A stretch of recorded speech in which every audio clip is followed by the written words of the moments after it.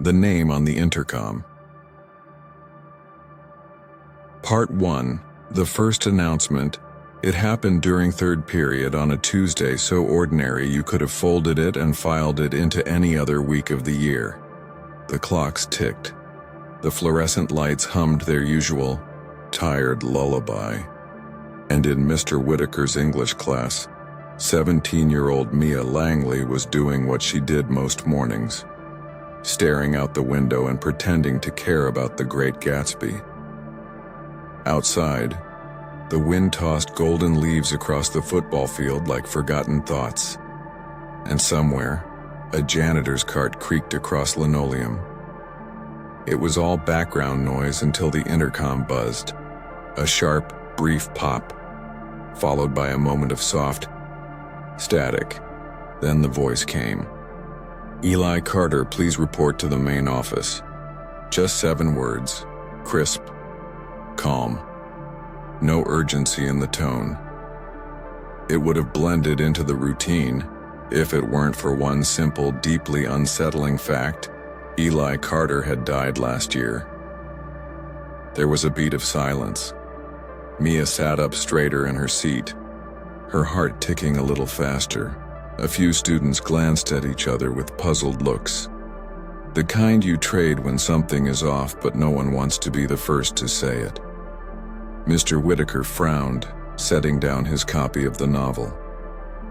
"Must be some kind of mistake," he muttered, but his voice lacked conviction. Mia's breath caught in her throat. Then again, "Eli Carter, please report to the main office." Same voice, same even cadence. But this time, it sounded a little different. Not wrong, just closer, familiar, like Eli. The room grew quieter. Someone near the back whispered, "Is this a prank?" But no one laughed. No one ever joked about Eli. Eli had been in Mia's science class sophomore year. He wasn't popular, wasn't loud, wasn't the type people made big memorials for, but he was kind, quiet. He had that smile you only caught when he thought no one was watching. And then last October, he went missing. They found his bike near the woods behind Cedar Hollow High, his backpack unopened, leaning against a tree, but no body, no answers, just a cold wind. And too many questions. They held a vigil anyway, made t-shirts, someone painted his face in a mural in the gym, and eventually, people stopped talking about him, because that's what time does.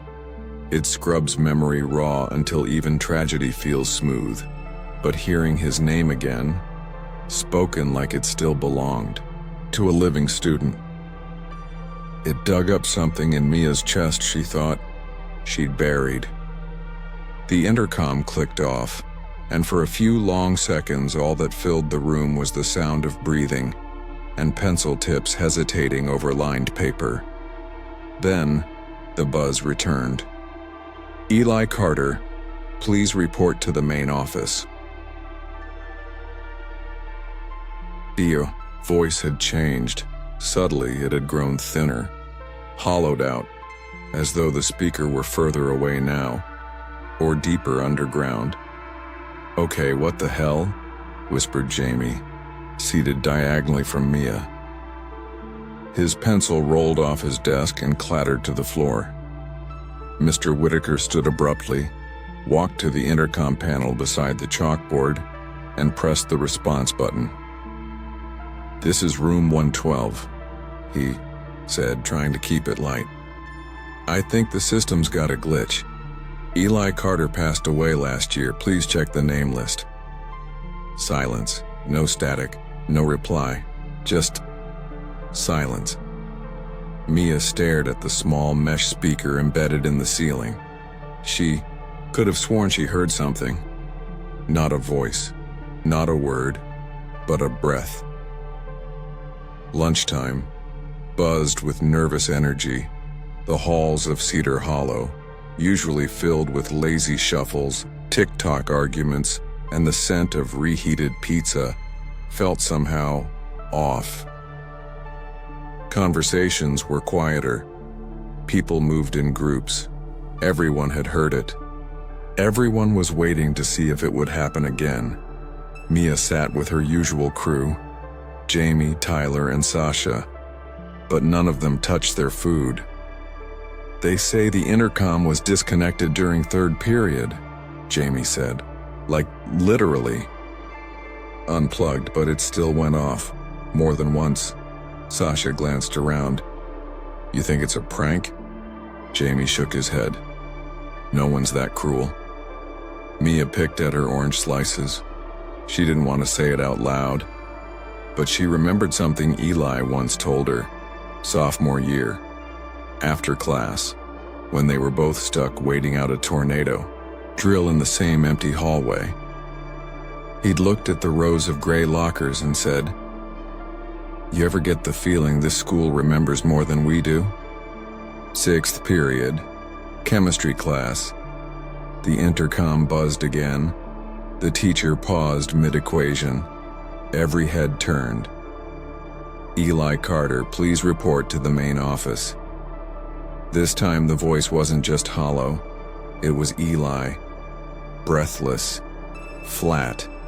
But unmistakably.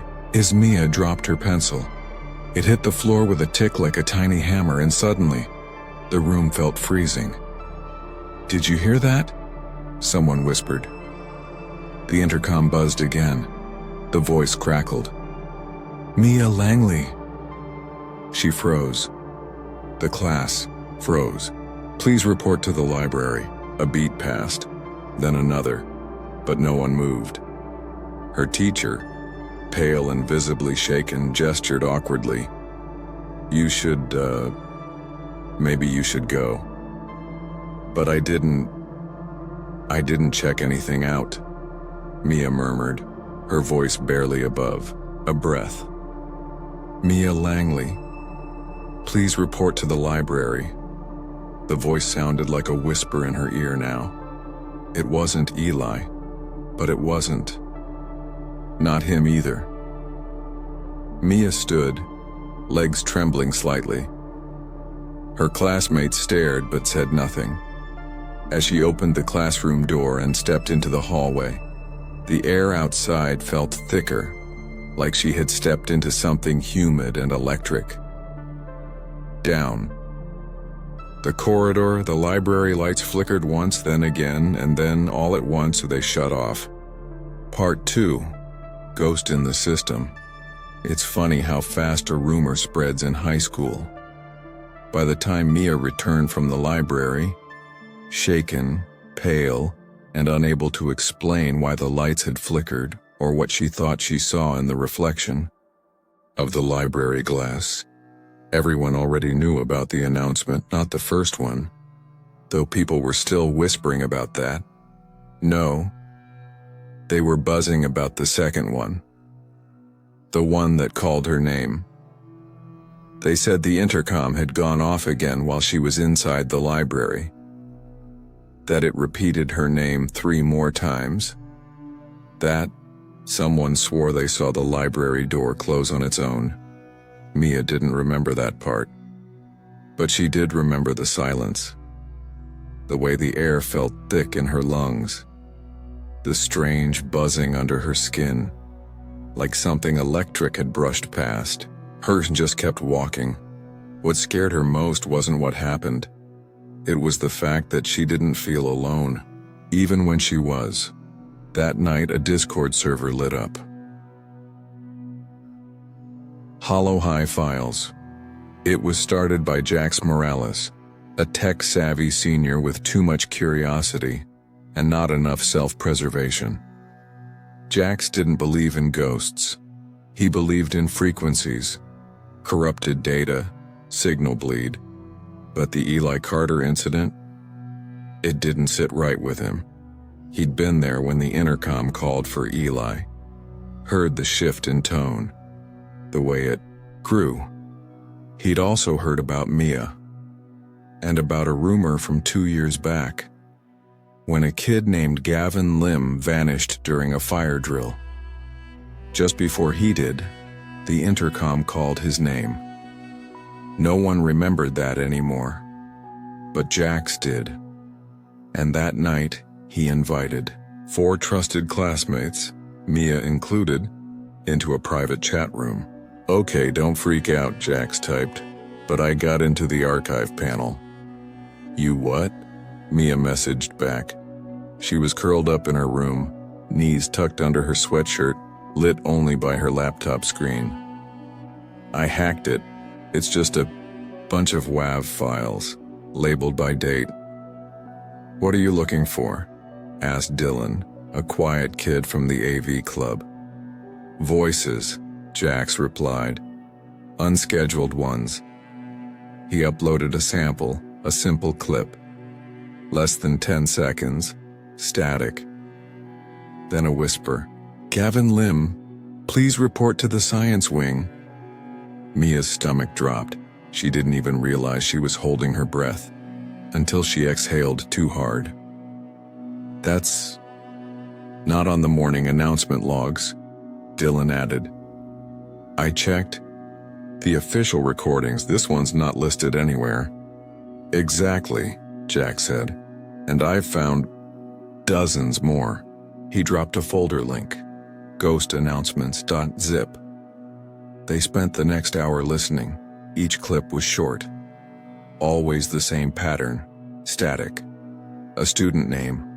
A location. Some of the voices sounded like the principal. Others didn't sound like anyone they recognized. What chilled them most? Every name belonged to a student who had mysteriously disappeared.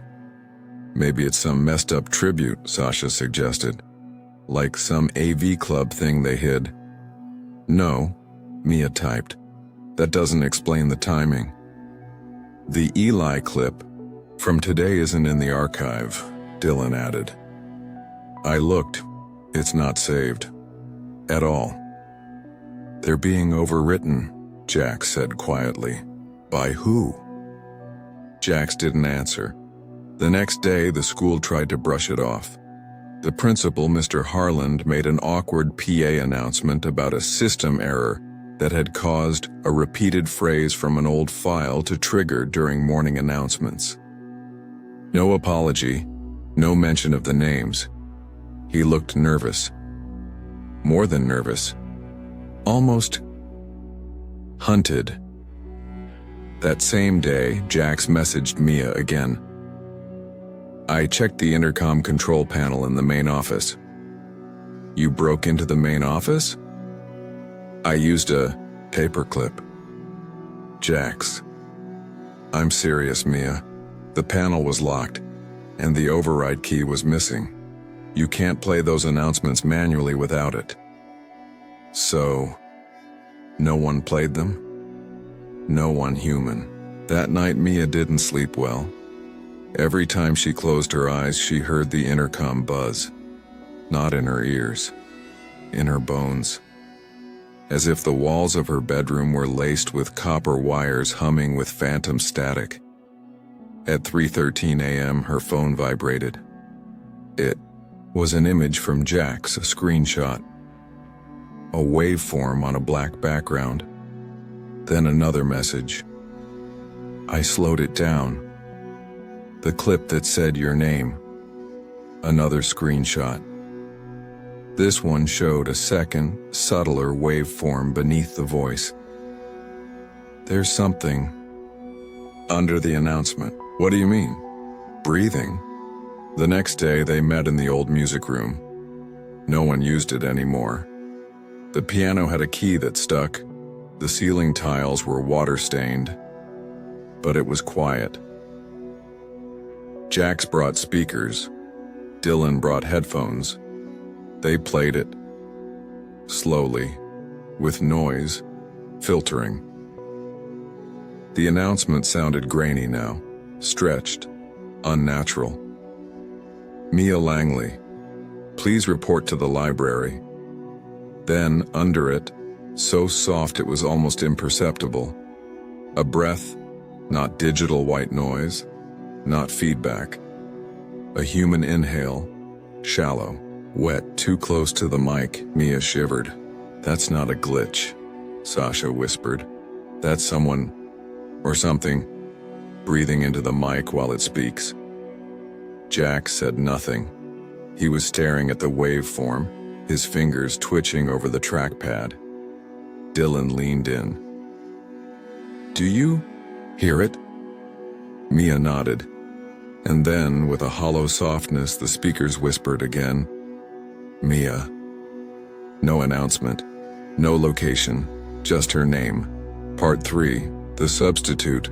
It started with an empty chair. Eli Carter's chair, 3rd row. Last seat by the window in room 2B. No one had sat there since the accident. Even the teachers avoided it. Some said it was out of respect. Others quietly said the chair gave them chills. The janitor, Mr. Whitmore, once tried moving it to the supply closet. It was back in place the next morning. Nobody talked about it, but everyone knew. And then, on a strangely overcast Tuesday morning, someone sat in it. The substitute arrived without warning. His name was Mr. Morin. That's what he wrote on the board in bold, slanted letters. Too sharp, too deliberate. He wore a charcoal gray blazer. A burgundy tie knotted too tightly at the collar. His hair was thin, combed over a dozen times to hide what was already gone. But it wasn't his appearance that was strange. It was his eyes. Too light, almost cloudy, like they didn't belong to the face they were in, and the way he smiled, not with warmth but with familiarity, as if he'd been waiting to see us again. All right, class, he said, clasping his hands. Let's begin with roll call. The classroom stilled. Something about his voice was off.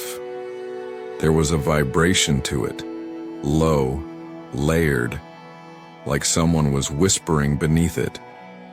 Half the students looked around, expecting to see another teacher, or maybe a prank speaker, but it was just Mr. Morin. He lifted the attendance sheet, then paused.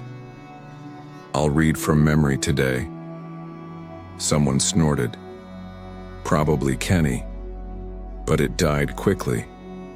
Mr. Morin's eyes drifted across the room as if counting. Eli Carter, he said first, his tone flat. A few heads turned. Mia's breath caught. I said, Eli Carter. No one answered, of course. He looked up, then smiled. Present, he whispered and marked the sheet. The air seemed to thicken. One by one he read off names, some we knew, others we didn't. Lena Roscoe. No response. Jeremiah Weeks. Silence. Alina Dorsey. Nothing. No one in our class had those names, but he kept calling them, checking them off. All of them students who had, at some point in the school's history, disappeared. Jax nudged Mia. She barely reacted. Her eyes were fixed on the substitute's hand. It wasn't trembling. Not exactly, but it moved like it had too many joints, like it was mimicking motion, not creating it. And that's when the laughter started. Soft, barely audible, coming from the back of the room. Mia turned, half expecting someone to be playing a sound clip, but everyone was frozen, even Kenny. The laugh wasn't loud. It was distant, boyish, like a 12-year-old giggling behind a curtain. It lasted only a few seconds, then stopped. Mr. Morin didn't react. He simply put down the paper and said, "A memory never forgets." During break, the group huddled in the old media room. Jax had something. I recorded him, he said. Started as soon as he said Eli's name. He pulled out a small camcorder, one of the old ones used for school projects, and plugged it into the computer. The video showed Mr. Morin at the front of the class. Muted expressions, fidgeting hands, confused stares. He hit play. Nothing. No voice. No names. Just silence. Until soft laughter, clear, crisp, bone deep. Wait, Sasha said. That sounds like Eli. Mia finished. The group sat in silence, staring at the screen. Mr. Morin's lips moved, but the audio didn't match. There was no voice, just the sound of a child's giggle echoing in a room filled with quiet horror. Then, as the video reached its end, static buzzed. Just for a moment, loud enough to make them jump. On screen, Mr. Morin paused, looked directly into the camera, and smiled, as if he knew. Okay, that's enough, Sasha said, yanking out the... Of course, the screen went black, but the silence stayed. Later that afternoon, they went to the front office to ask about the substitute. The secretary blinked, confused. We didn't send a sub, she said. What? There was no absence logged for room 2B. Mr. Donovan was supposed to teach. But he wasn't there. Yes, he was. We got his timesheet logged at 7:42 a.m. Jax looked to Mia. Mia looked to Sasha. Can we see it? Jax asked. The secretary typed, frowned, tapped a few more keys, then muttered, Huh. What? It's not here anymore. That night, Mia lay awake in bed scrolling mindlessly. Her phone glitched just for a moment. Then a sound clip auto-played. It was low, crackled, distorted. You were here. You just forgot. Her phone turned black. The screen reflected her face, and behind it, a second face. Part 4, 10:13 a.m. You know what's weird? The announcements only ever happened at 10:13, not 10, not 10:15, exactly. 10:13 a.m. every single day, not just once either. The message would start, always the same 3 words, Eli Carter, please, and then repeat 5 times. 10 times. No one ever counted all the way through, because nobody wanted to. And here's the thing. Eli Carter died at 10:13 a.m. Everyone at Cedar Hollow High knew it, even the freshmen who weren't there when it happened. Bike accident, right outside, school, hit and run. A few teachers saw it from the window. They said Eli's watch cracked on the pavement, frozen at 10:13, his phone screen too. Someone whispered it was the exact time stamped on the paramedics' report. And ever since, the announcements never came before or after that minute. 10:13, every day, like clockwork. That's what made Gavin curious. Too curious, maybe. Gavin was the tech guy, not the nerdy comic book kind, more the quiet, hoodie-wearing, hands always in his pockets type. He ran the school's morning news on Tuesdays and Thursdays. He didn't talk much in class, but he was the only person who could fix the clunky announcement system when it started stuttering. So when the name-calling thing started, everyone expected Gavin to look into it. He didn't at first. He just shrugged, mumbled something like, probably a bad chip or an audio loop. The usual tech excuses. But after the substitute, the guy who smiled like he knew you and whispered names of the dead, Gavin changed. He stopped sitting near the windows. He stopped staying after class. And then, last Thursday, he left a note. On his tray at lunch, 2 words, 10:13 today. Nobody noticed at first, maybe Jax did. He squinted at the tray like it meant something, but nobody followed him. Not until the announcement started again, only this time it glitched. Eli Carter, please report. Gavin Moore, please report. And then, static. Sharp and high, like something screamed through the wires. Mia said she felt her nose bleed the second Gavin's name played. Jax threw his chair back and sprinted toward the broadcast room. The door was locked, but the red on-air light was glowing faintly. No voices, just that humming sound. The one that doesn't come from the speaker, but from inside your head. They tried knocking, then yelling, then Mr. Whitmore came with keys. The moment the door opened, the room was empty. Totally. No chair, no papers, no mic on the table, even the computer, Gavin's own rig, the one he customized with LED strips and a sticker that said, "Be kind. Rewind." Gone. Not shut down. Gone. Like it had never existed. Later that night, Mia checked Gavin's Instagram. All his photos, still there, except he wasn't. Birthday parties, cropped. Class trip, missing from the group shot. Even the one she knew she took of the two of them at prom. Just her now, smiling awkwardly at an empty corner. It was like someone had erased him gently, like brushing away chalk on a board.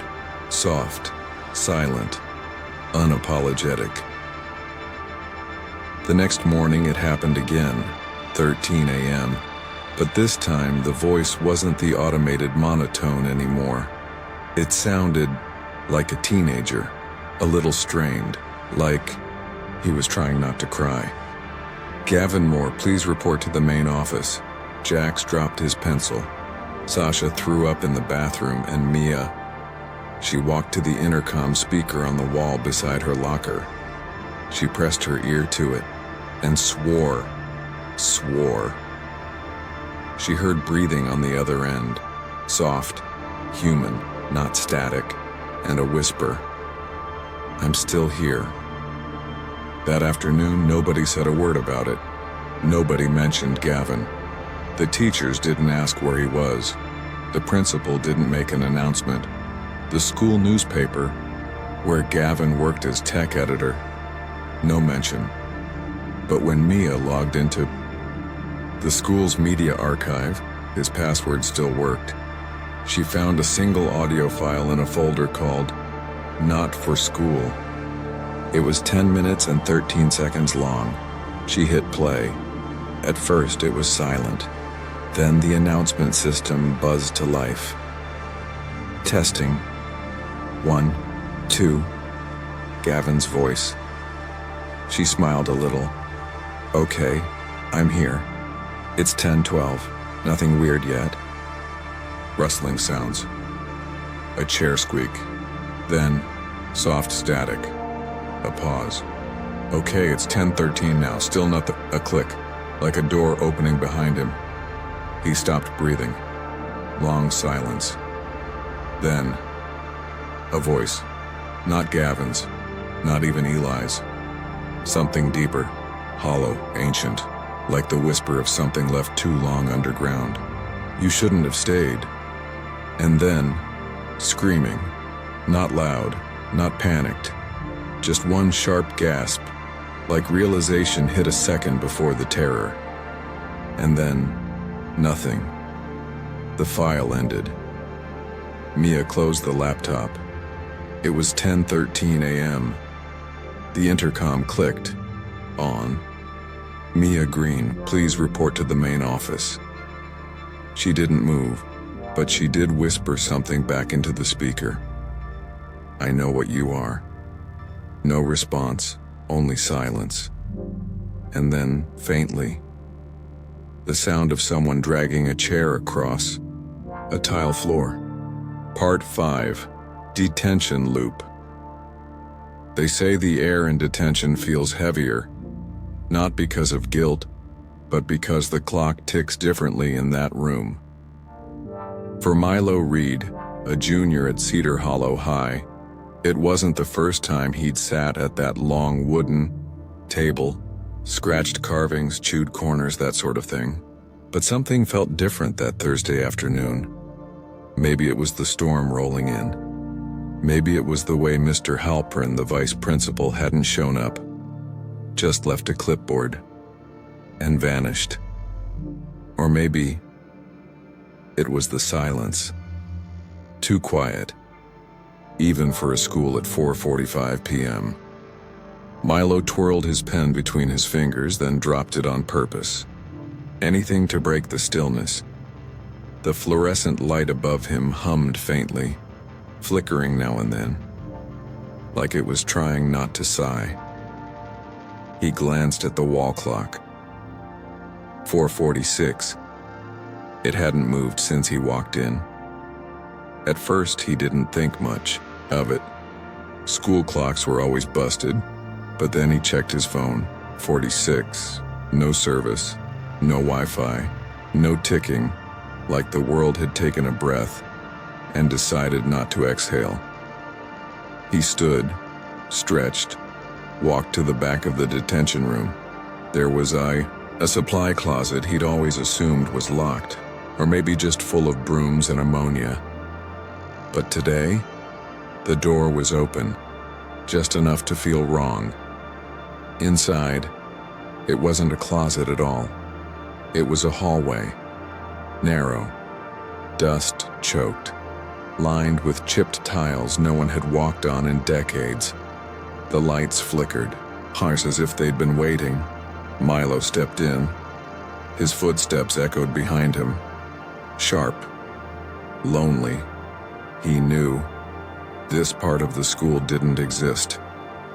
Not on any floor plan. He'd memorized every corridor, every turn. But this one, this hallway, it was new. And then he heard it. A voice. Soft, mechanical, almost a whisper. "Please return to class, Eli." Again. "Please return to class, Eli." Over and over. Speakers crackled in the ceiling corners, their age betraying their clarity. But the message, the name, it chilled him. Eli Carter. The same name that had haunted the school's intercom all week. The same boy who died. Whose watch stopped at 10:13. Milo took a step forward, then another, then another. But the hallway didn't end. No matter how far he walked, he always found himself back where he started, in front of the same rusted locker. Same peeling sticker. Banned geeks rule. "Please return to class, Eli." The voice was louder now, sharper, like it had noticed him. He turned. The hallway had closed behind him. No door, no escape. The light above him steadied, pale blue, like moonlight through water. The air reeked of mildew and old paper, and something else. Electric, like a storm under the skin of the world. "Okay, this is a prank," he muttered. "Nice one, guys. You got me." But no one answered. No echo. Just that kind of silence that feels like it's watching you. Then came the sound. Not footsteps, not breathing. Dragging. Like shoes scraping across linoleum. Like someone walking who'd forgotten how. Milo froze. The sound crept closer. He turned. Nothing. But then, the speaker crackled. "Eli, please return." It didn't finish, because another voice joined in. Quieter, breathier. "You were supposed to stay." Panic set in. Milo ran. Past the same locker. Same speaker. Same flickering light. He ran until his lungs burned. Then stopped. And stared. Same hallway. Same rusted locker. He was trapped. In a loop. A detention loop. He pressed his back to the wall, heart hammering like a trapped bird. Then, from behind the locker, something moved. Slow, present, not aggressive. He reached out, fingers trembling, opened the locker. Inside, just a recorder, a small handheld cassette player. He pressed play. A boy's voice came through, static clinging to every word. "I'm still here. It's been, God, I don't even know how long. If you find this, don't answer when they call your name. They'll hear it. They'll find you. You'll forget who you are." Click. Silence. Milo dropped the recorder. Then the speaker above him blared, louder than ever. "Milo Reed, please report to the main office." His name. His chest locked up. He ran, tried every locker, every panel, every fake door. No way out. Until he saw it. One floor tile, cracked, like something underneath had tried to claw through. With a cry, he kicked it once, twice, 3 times. The tile shattered. Below it, a chute, narrow, too tight for an adult, but just big enough for a student. The speakers screamed, "Milo Reed, main office, now!" He didn't hesitate. He dove in. Next morning, Mr. Halprin opened the detention room, clipboard still on the desk, but no one had signed out. Milo Reed was gone, absent from every class. At 10:13 a.m., the intercom buzzed. A soft voice whispered, "Milo Reed, please return to class." And if you pressed your ear to the speaker, if you really listened, you could hear it. Breathing, still caught in the loop, still running, still forgotten. Part 6, Lost Broadcasts. The intercom crackled again. Only this time it whispered my father's name. He graduated in 1981 and died in 83. That was the message Olivia found taped to the inside of her locker, unsigned, scribbled in pencil. Like someone had written it in a rush or with shaking hands. She wasn't the type to scare easily. But this note, this handwriting, this name, it was her father's, and he never talked about high school. Earlier that week, Olivia, along with 2 friends, Marcus and Haley, had begun investigating the announcements. Eli Carter's name being called again and again. It wasn't just eerie anymore. It was systematic, mechanical, purposeful. Something was wrong with the school's broadcast system, and whatever it was old.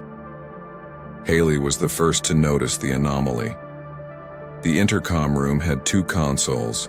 One was sleek and digital, touchscreen, modern, secure, but next to it, a rusted switchboard, peeling labels, glowing orange indicators, a reel-to-reel tape machine.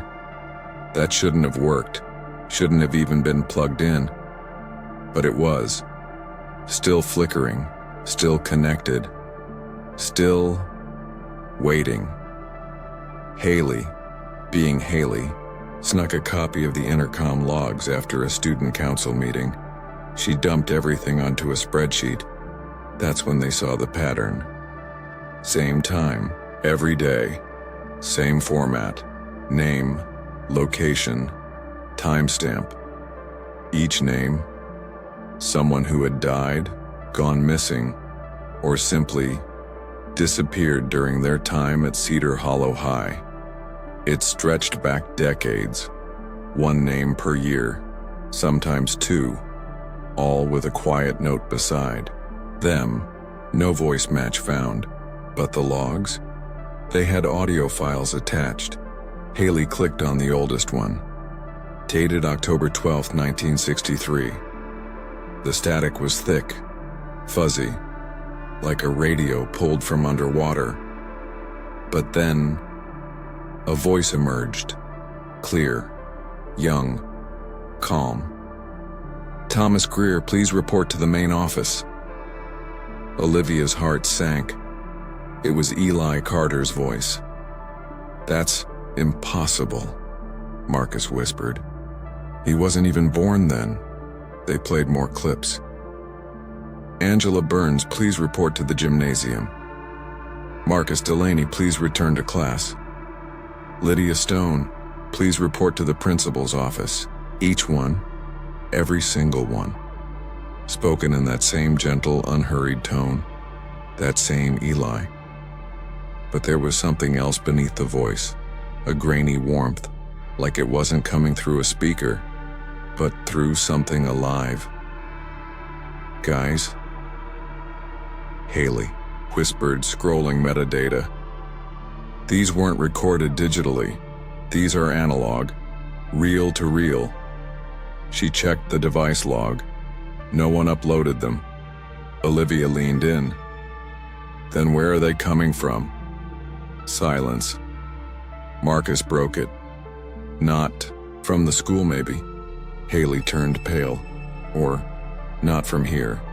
They sat in silence. The old recordings echoed from her laptop speakers. Outside, the wind howled, a low whining sound, seeping between syllables, like the recordings were breathing. That night, Olivia couldn't sleep. She pulled out her dad's yearbook. Pages yellowed. With time, there he was. Senior year, beneath the photo. Future ambition, to disappear before finals. Typical dad humor, but something gnawed at her. She flipped to the in memoriam page. Charlie Wright, her dad's best friend, died in a car crash after skipping detention. She turned the page, then froze. "Charlie Wright, please return to..."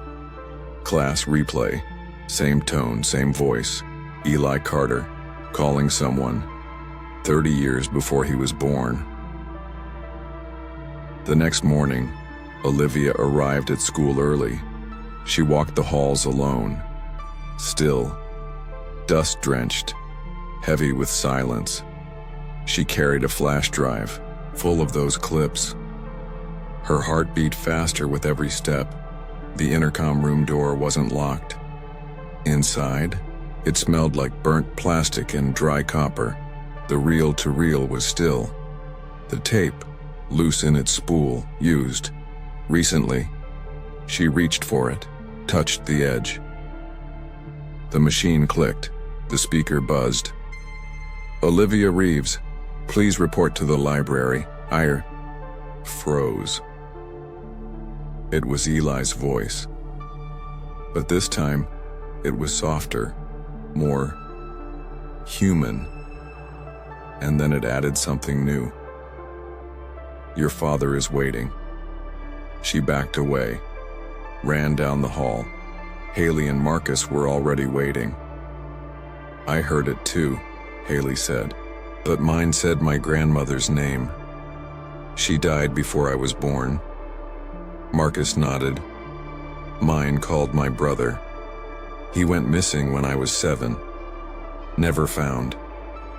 They looked at each other, shaken, like the school knew them, like it had been listening. That night they met in Marcus's garage, flash drive in hand, trying to piece it all together. "This thing," Olivia whispered, "it's not just a system. It's a voice," Haley said. "A memory," Marcus added. "Or a trap." They opened the last recording, one not listed in any log. The timestamp tomorrow, 10:13 a.m. The voice. "Marcus Hale, please return to class." They stared at each other. "No one's going to school tomorrow," Olivia said, but deep down, they knew. Even as she spoke, they would go. Because the voice already knew their names. because it had been calling them long before they ever heard it. And because once your name is whispered through those dusty old speakers, you never really leave Cedar Hollow High. Not really. You just wait for someone else to hear you. Part 7. Parent-Teacher Night. They say grief doesn't follow a schedule, but at Cedar Hollow High it seemed to arrive every year, right on time. It was a chilly Thursday in October, the kind of afternoon where dusk clings to the windows by 4:30 p.m. and the fluorescent hallway lights buzz just a little louder than usual. Parent-Teacher Night. The air smelled like copier toner and old coffee, like forgotten memories drifting in fluorescent haze. Teachers waited in their rooms, folders in hand, clipboards stacked neatly, smiles forced and fading. Parents filed in, some nervous, some bored, and a few, like the woman who arrived just before 5 p.m., looked like they had dragged their hearts behind them just to get there. Her name was Margaret Carter. Most of the staff didn't recognize her. It had been more than a year since Eli's accident, and even back then, she'd only come by twice, once to clean out his locker, once more to stand before the closed gym doors where it happened, her hand pressed against the cold metal like she was trying to feel a heartbeat on the other side. But tonight, she walked in quietly, a folded program clutched in both hands. Her eyes, deep wells of silence, scanned the main hallway. Principal Heron spotted her first. He stepped forward, offering the kind of tight smile you practice in the mirror when you're not sure what else to offer. "Mrs. Carter," he said gently. "I wasn't expecting you." She nodded. "I know, I wasn't expecting myself either." She didn't explain why she came. She didn't have to. Heron led her to an empty seat in the front office. "Would you like some water?" She shook her head. "Would you like to speak with a teacher?" Again, just a soft no. "I'd just like to sit for a moment," she said. "It feels close here." And so she sat, in silence, until the intercom turned on. Click. That familiar, static crackle, the nostalgic pop of the speaker warming up, and then the voice. "Eli Carter, your mother is waiting in the main office." It echoed through every hallway, every classroom, every tile in the ceiling. "Eli Carter, your mother is waiting in the main office." A few students turned to each other, confused. Some teachers froze mid-sentence. And in the front office, Margaret Carter went pale. Her hands began to tremble, then completely let go of the program. The principal rushed forward, catching her just before she collapsed into the chair behind her. Her eyes fluttered, her breath shallow. When she came to, her first words weren't questions, they were answers. "He's not gone," she whispered. "You all think he's gone. You think the water took him, but that's not true." The room grew colder. The receptionist took a quiet step back, pretending to check the phone. Heron leaned closer. "Mrs. Carter, what do you mean?" Margaret glanced around the office like the walls might be listening. Then she whispered, quieter than breath. "They never found his body. Not a scrap of clothing, not a piece of his backpack. They told me it was the river's fault. But rivers give things back. They don't keep them forever." Heron stared at her, and then she added, eyes wide and distant, "Every year, I get a call." The room fell silent. "What kind of call?" She reached into her purse, fingers shaking, pulled out her phone. "From this office," she said. The number matches every Halloween season, same day, same time. She opened her call history, scrolled. There, October 31st, 10:13 a.m. Heron blinked. That's when Eli died, she finished. She kept scrolling. And the year before, same, and the year before that. Heron leaned in. The log was clear. October 31st, 10:13 a.m. Cedar Hollow's main number. Year after year. Who answered when you picked up? He asked. Margaret looked him dead in the eye. No one, she whispered. Just breathing. Her voice trembled, but her eyes were steady now, sharper, angrier. You need to stop pretending this is over. Across the school, in room B207, the intercom clicked on again. Students looked up. Eli Carter, your mother is waiting in the main office. But this time the voice was different, a little distorted, like it was being played through old tape. And if you listened closely enough, you could hear something. Behind it, another voice, fainter, more human, just one word, a whisper. Mom, Part 8. The crawl space you'd think after everything we'd seen. The ghostly announcements, the missing footage, the voice that didn't belong to any living person. We would have known better than to crawl inside the walls of the school. But, funny thing, desperation makes you brave. Or stupid. Sometimes both. It started with a draft. That was it. A weird, cold breeze slipping through a corner tile behind the lockers in the east hallway. A hallway nobody used anymore, not since they remodeled the science wing and sealed the old corridor with a flimsy, under-maintenance sign. Milo noticed it first. He always noticed the small things. The scratches on the linoleum that didn't match any regular footsteps, the faint hum behind the lockers that didn't sound like air conditioning, the way the intercom stuttered when it said his name, as if it was reconsidering whether to say it at all. We came during lunch. That hallway was always dim, like the lights overhead were too scared to turn on all the way. Milo brought his flashlight, one of those police-grade mag lights from his uncle. He swept it along the base of the lockers. That's when we saw it. A grate. Dusty, rusty, slightly crooked, and behind it, a small black space. The crawl space. We just stared at first.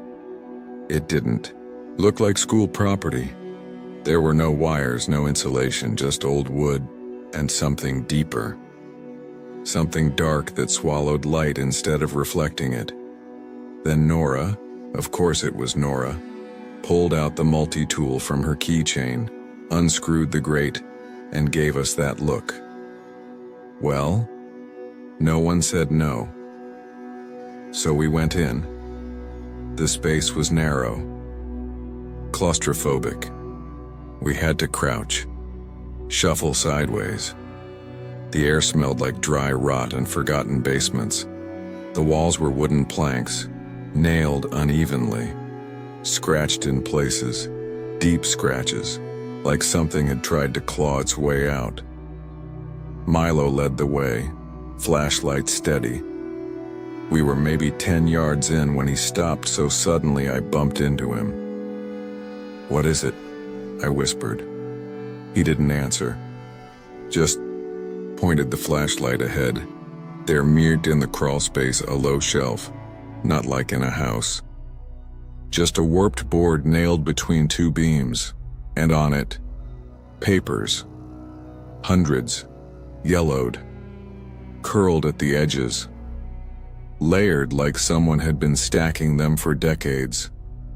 The first one cracked slightly when I picked it up. A name, handwritten in faded ink. Thomas Rayburn, grade 11, 1938. I know that name. Milo whispered. "He's on the library wall.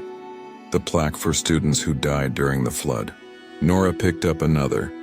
"Marcia Kemp, grade 10. 1952, we passed them around. Every page had a name, a grade, a year. The years kept climbing. 6th, 70s, 80s, 90s. Names our parents might have known. Some had gone missing. Some were in yearbooks, but never had a graduation photo. Then I found the newest one. The paper wasn't yellowed, it was still soft. The corners, damp, like it had been written recently.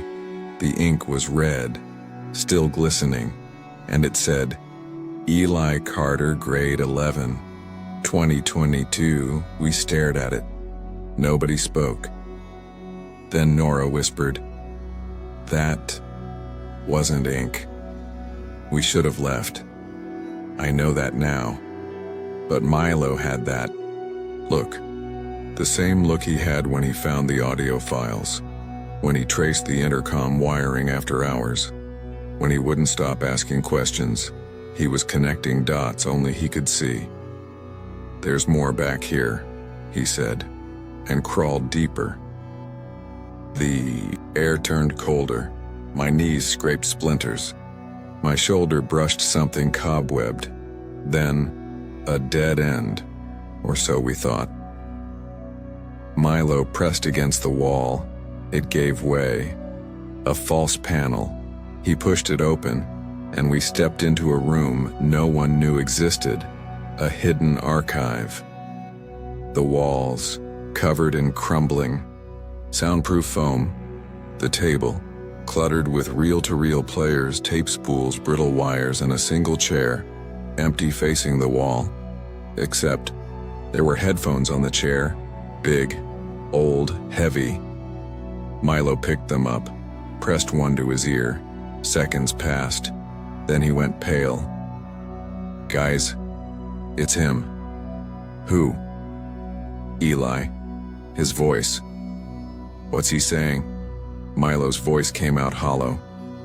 "He's calling attendance." We didn't stay much longer.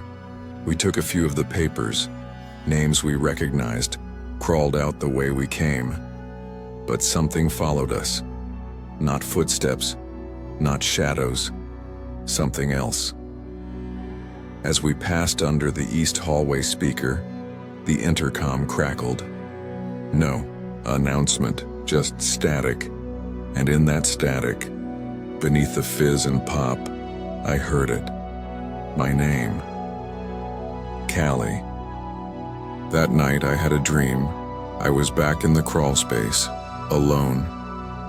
The walls were covered in names, all written in red. The pages flapped like paper caught in wind, but there was no breeze. Then, one page came loose, fluttered down, landed at my feet, blank. Except for one line, written in fresh red ink, "You were always meant to join us." The next day we came back, wanted to see it again. The crawl space, the shelf, the papers, but the grate was sealed shut. Screws rusted over, like it had never been touched. But the intercom still works, and ever since, it starts every morning with a name that shouldn't be called, and behind that voice, if you listen closely, you can still hear Eli breathing. Part 9. Not just a name. It started with a joke.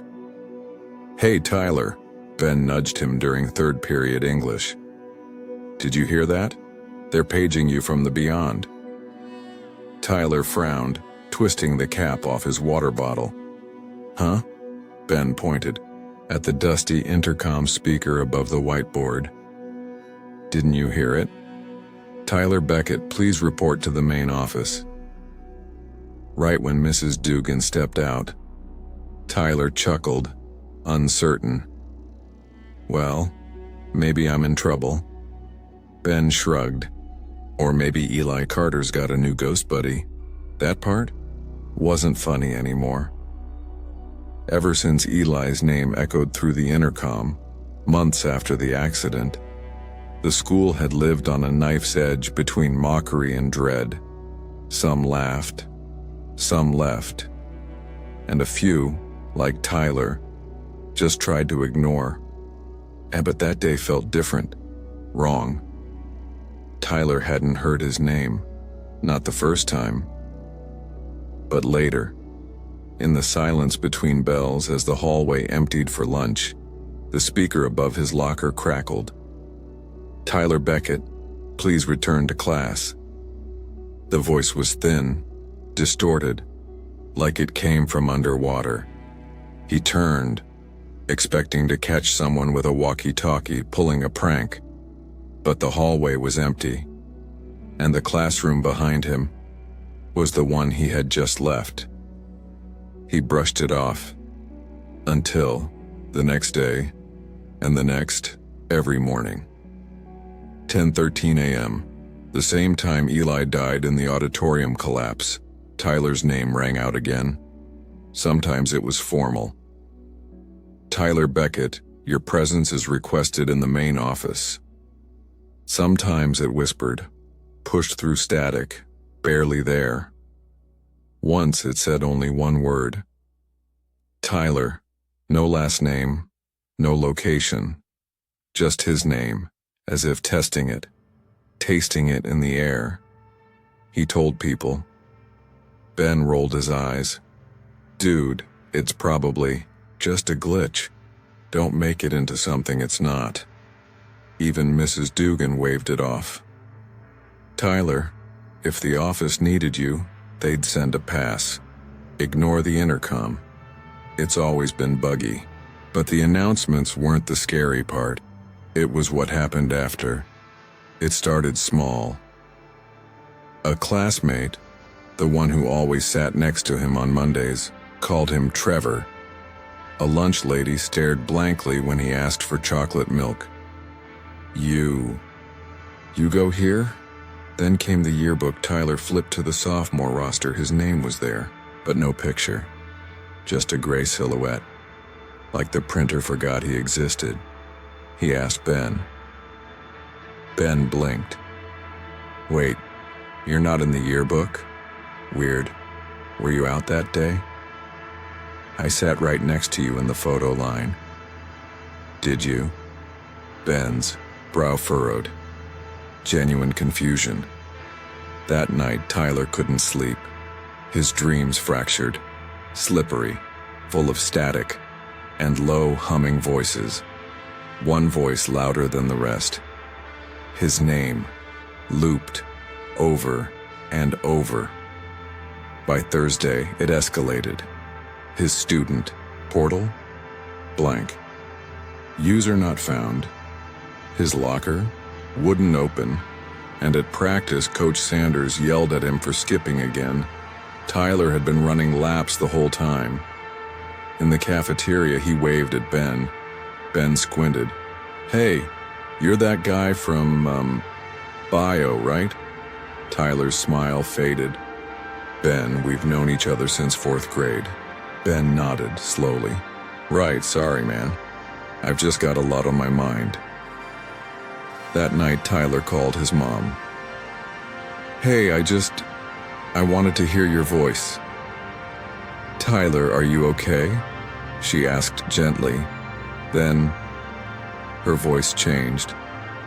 A pause. "I'm sorry. Who is this?" Friday morning, 10:13 a.m. Tyler sat alone in the library, surrounded by books older than the school itself. He didn't hide, just stared at the speaker in the corner, waiting. The announcement came, right on time. "Tyler Beckett, please return to class." But this time the voice wasn't distant. It wasn't even coming from the intercom. It was behind his left ear. Soft, icy, familiar. He spun around. No one. He tried to stand, but his legs felt heavy, like the floor had grown teeth and was chewing. Through his shoes, Something was slipping inside him. Not madness, but unbecoming, like a chalk outline being brushed away by wind. His phone buzzed. A text. No name, no number. Just a message. How does it feel to be called? He dropped the phone. Clattered across the tile like bone. Final period came, the teacher called roll. Ben. She glanced at the next name, paused, then skipped it. Just like that. Tyler raised his hand. No one turned. No one said his name. He had stopped existing. Except for one place. The intercom. That night he returned to school.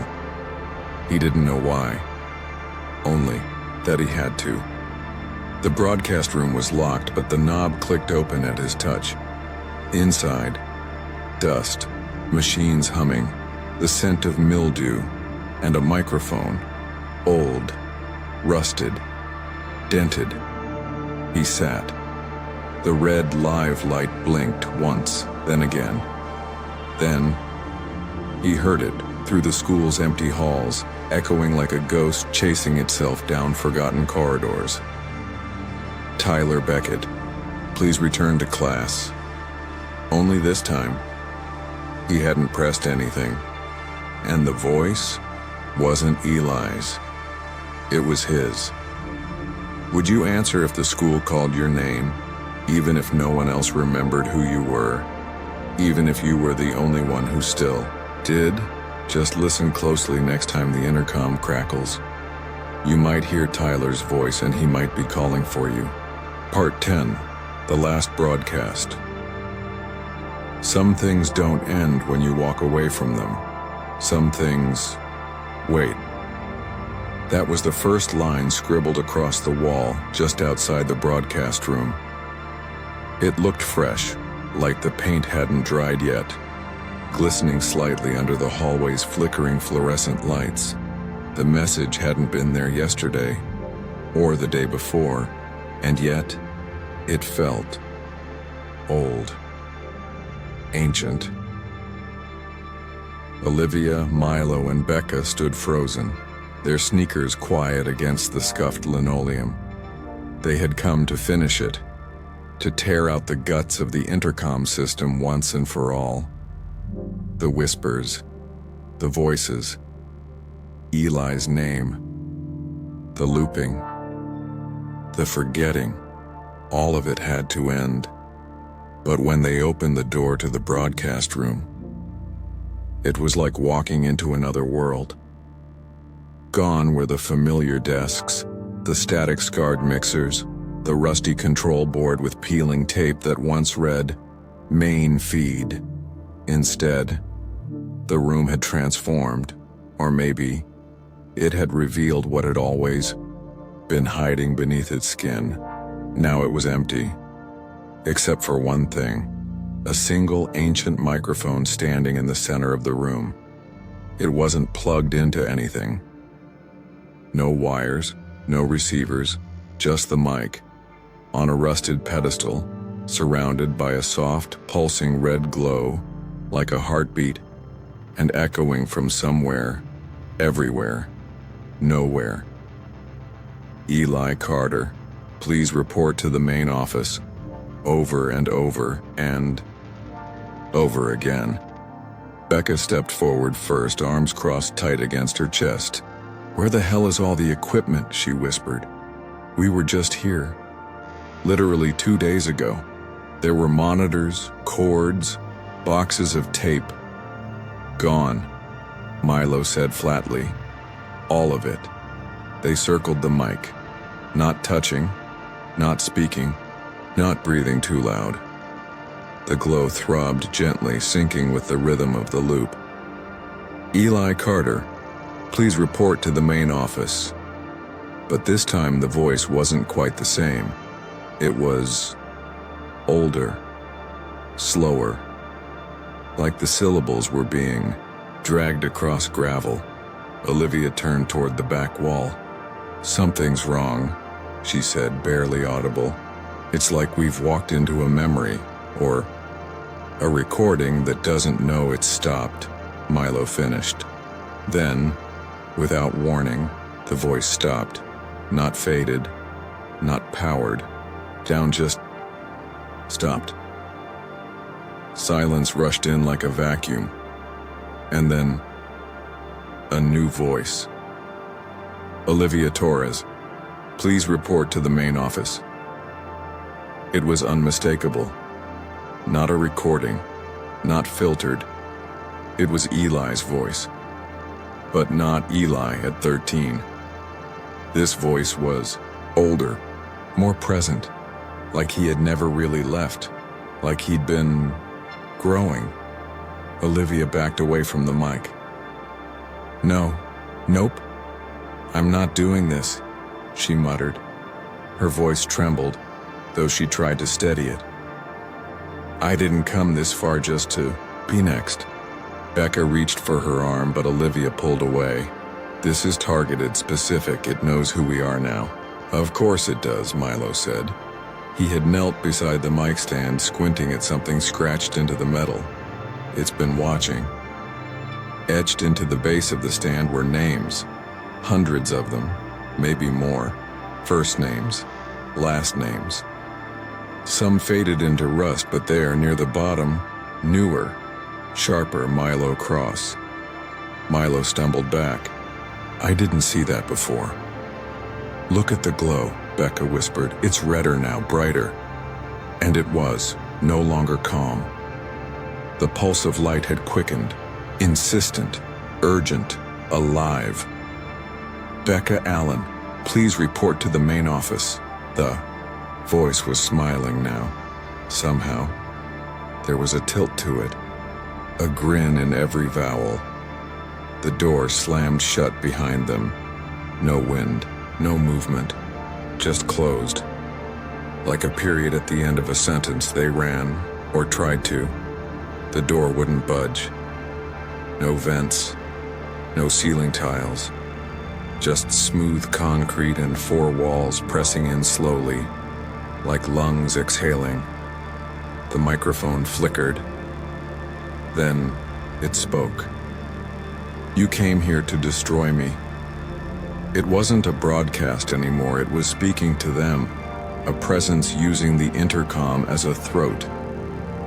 But I remember every call, every name, every student who ever sat alone, every teacher who turned away, every joke, every silence, I remember. Becca backed into the corner, hands over her ears. It's not real, it's not real. But the glow wrapped around her like smoke. Milo shouted, then what are you? And the voice whispered, I'm memory. I'm the echo of forgetting. I'm the announcement no one hears until it's too late. Then, the mic went dark. The room unlocked. Silence. No loop. No names. Just a room. Empty.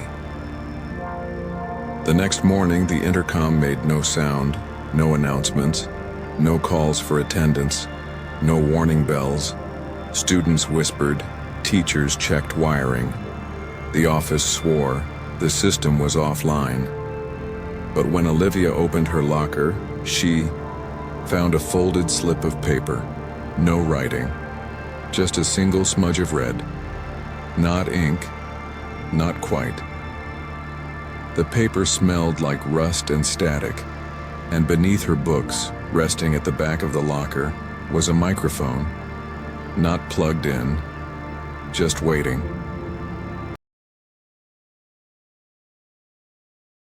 Hello everyone, I'm Ceoz Stories. Thank you for staying with me until the very last moment.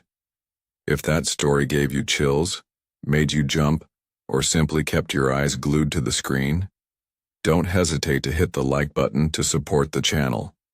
Share this video with friends who enjoy these sensations too, and don't forget to leave a comment with your thoughts, or even share strange things you've personally experienced, because I'd love to immerse myself in your stories as well. If you're eager to keep exploring untold mysteries, shadows that remain nameless. Then subscribe to the channel and turn on the notification bell.